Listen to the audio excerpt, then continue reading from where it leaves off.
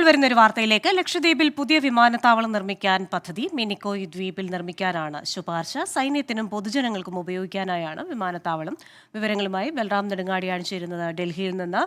ബൽറാം, എന്തായാലും ഈ പുതിയ വിമാനത്താവളം അവിടുത്തെ ഒരു ഗതാഗത പ്രശ്നങ്ങൾ ഏറെ പരിഹരിക്കാൻ സഹായിക്കുമെന്ന് കരുതാമോ? ക്രിസ്റ്റീന, തീർച്ചയായും ലക്ഷദ്വീപിലെ ജനങ്ങളെ സംബന്ധിച്ചിടത്തോളം ഒപ്പം തന്നെ ലക്ഷദ്വീപിലേക്കുള്ള വിനോദസഞ്ചാരികളെ സംബന്ധിച്ചും ഏറ്റവും വലിയ ഒരു വെല്ലുവിളിയാകുന്നത് യാത്രാ പ്രശ്നം തന്നെയാണ്. നിലവിൽ ഒരു വിമാനത്താവളം മാത്രമാണ് വിവിധ ദ്വീപുകളിലേക്ക് യാത്ര ചെയ്യുന്നതിനായി ഉള്ളത്. അതേസമയം മറ്റൊരു മാർഗം എന്നുള്ളത് കടൽ മാർഗം ബോട്ടുകളും ചെറു കപ്പലുകളും വഴിയുള്ള യാത്രാ മാർഗമാണ്. അത് കൂടുതൽ സമയമെടുക്കുന്നതിനാൽ തന്നെ പലപ്പോഴും വിനോദസഞ്ചാരികൾക്ക് അത് ആകർഷണം കുറയ്ക്കുന്ന ഒരു സാഹചര്യമുണ്ട്.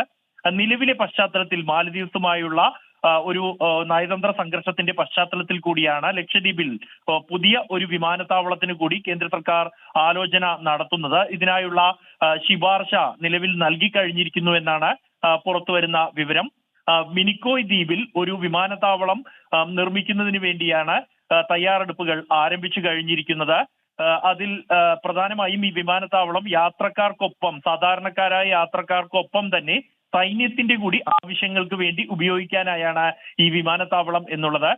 നിലവിൽ ഈ മാലദ്വീപ്സുമായുള്ള നയതന്ത്ര സംഘർഷത്തിന്റെയും ഒപ്പം പ്രധാനമന്ത്രിക്കെതിരെ നടത്തിയ പരാമർശത്തിനെതിരായി ഉയർന്ന വലിയ പ്രതിഷേധത്തിന്റെയും പശ്ചാത്തലത്തിൽ മാലദ്വീപ്സിന് പകരം ലക്ഷദ്വീപിലേക്ക് ഇന്ത്യൻ വിനോദസഞ്ചാരികൾ ശ്രദ്ധ കേന്ദ്രീകരിക്കണം എന്നതടക്കമുള്ള ആഹ്വാനങ്ങൾ ഉയർന്നിരുന്നു. ഈ ഒരു പശ്ചാത്തലത്തിലാണ് ഇത്തരത്തിൽ ഒരു നീക്കം കൂടി കേന്ദ്ര സർക്കാരിന്റെ ഭാഗത്തു നിന്നും ഉണ്ടാകുന്നത്.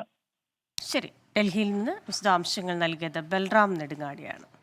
ലോകത്തെവിടെയായാലും ഏത് സമയത്തും 24 വാർത്തകളും ഓഗ്മെന്റഡ് റിയാലിറ്റി പാക്കേജുകളും എക്സ്പ്ലെയിനറുകളും വിശദമായി കാണാൻ ഞങ്ങളുടെ യൂട്യൂബ് ചാനൽ നിങ്ങൾക്ക് സബ്സ്ക്രൈബ് ചെയ്യാം.